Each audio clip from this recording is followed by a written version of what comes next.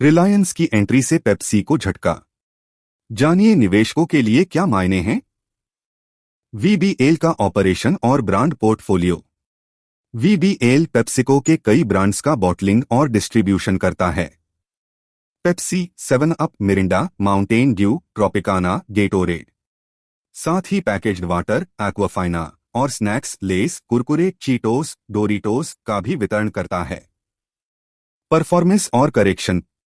VBL ने पिछले 5 सालों में 50% का CAGR compound annual growth rate return दिया है, लेकिन पिछले 6 महीनों में स्टॉक में 30 से 35% तक की गिरावट देखी गई है। वित्तीय प्रदर्शन और stock details. Market cap 1,70,026 crore. Current price 503 रुपये। 52 हफ्ते का हाई लो 668 रुपये बटा 419 रुपये। पीई रेशियो 59.7 उच्च वैल्यूएशन दर्शाता है। बुक वैल्यू 54 रुपये 30 पैसे। बुक वैल्यू के मुकाबले शेयर की कीमत 9.26 गुना। Dividend yield 0.20%। ROCE return on capital employed 24.8%। ROE return on equity 22.5%। Face value 2 रुपये। सॉफ्ट ड्रिंक मार्केट का बदला खेल। भारत में सॉफ्ट ड्रिंक मार्केट पर कोका कोला और पेप्सी का दबदबा रहा है। अब रिलायंस की कैंपा कोला की एंट्री से प्राइस वॉर शुरू हो गया है। कैंपा कोला को मात्र 10 रुपये में बेचा जा रहा है, जो दूसरी ब्रांड्स से काफी सस्ता है। Financial performance. पिछले 5 वर्षों में revenue 23% CAGR, EBITDA 26% CAGR, PAT net profit 40% CAGR. Company के फाइनेंशियल्स मजबूत हैं। पीई 55, रोस और ROE 25%। Debt to equity ratio 0.17, बहुत कम। कंपनी डिविडेंड भी देती है और कैश फ्लो मजबूत है। एबिटडा मार्जिन 20 से 22% रहते हैं, लेकिन सर्दियों में थोड़ा घट सकते हैं। मुनाफे में वृद्धि के कारण उपभोक्ताओं का रुझान लो शुगर और नो शुगर ड्रिंक्स की ओर बढ़ा है। 2025 की पहली छमाही में कंपनी की 55% बिक्री लो या नो शुगर पे से हुई, जो 5 साल पहले सिर्फ 30% थी। इससे प्रॉफिटेबिलिटी में अच्छा सुधार देखने को मिला है। भौगोलिक और वॉल्यूम प्रदर्शन। Q2 FY25। Bharat. Q2 FY25 में वॉल्यूम में 7.1% की गिरावट, जिसका कारण बेहद अधिक और असामान्य बारिश बताया गया है। यह एफएमसीजी और ठंडी पेय पदार्थों की कंपनियों के लिए बड़ा हेडविंड रहा। अंतर्राष्ट्रीय बाजार। वॉल्यूम में 15.1% की बढ़त, खासकर दक्षिण अफ्रीका में 16.1% ग्रोथ देखने को मिली।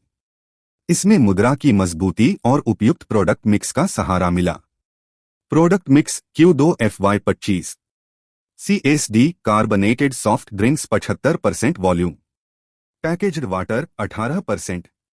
NCB non carbonated beverages 7%।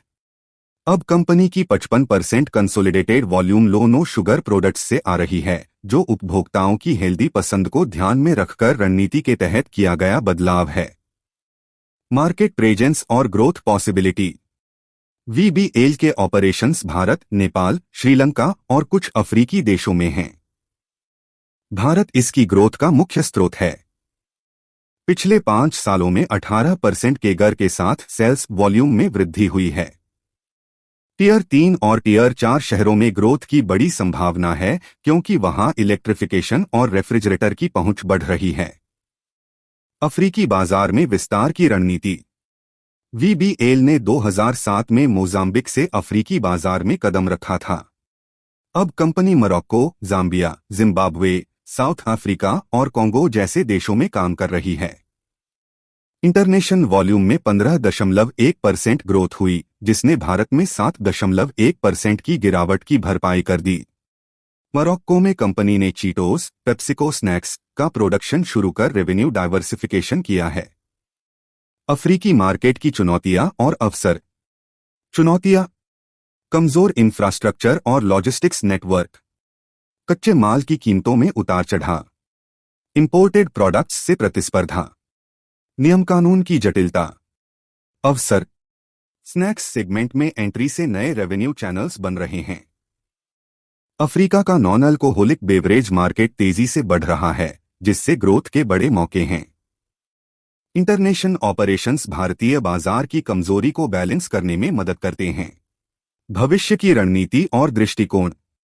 Company ने 2025 की दूसरी तिमाही में अफ्रीका में 450 रुपए करोड़ का निवेश किया है। कांगो, साउथ अफ्रीका और मोरक्को में नई प्रोडक्शन लाइनें लगाई जा रही हैं। जाम्बिया जैसे देशों में मार्केट शेयर बढ़ाने की योजना है। भारत में भी कंपनी 4 नई यूनिट्स शुरू कर रही है ताकि डिमांड पूरी की जा सके, लॉजिस्टिक लागत घटाई जा सके। भारत में स्लोडाउन के बावजूद कंपनी मार्केटिंग और एक्सपेंशन पर निवेश जारी रखे हुए है। फायदे प्रोस। कंपनी ने अपना कर्ज घटाया है। पिछले 5 साल में प्रॉफिट में 41.4% केगर की शानदार ग्रोथ। रो का ट्रैक रिकॉर्ड मजबूत, 3 साल का औसत रो 28.2% है।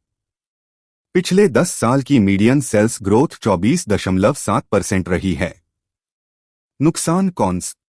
शेयर की कीमत बुक वैल्यू से 9.26 गुना ज्यादा है, जो वैल्यूएशन के लिहाज से महंगा है। प्रमोटर होल्डिंग में पिछली तिमाही में 0.41% की कमी हुई है। शेयर होल्डिंग पैटर्न जून 2025 तक। प्रमोटर 59.82%, मार्च 2025 में 60.23% थी। FIIs 21.86%, कम हुई, मार्च में 22.98%। DIIs 10.52%, बढ़ी, मार्च में 9.19%।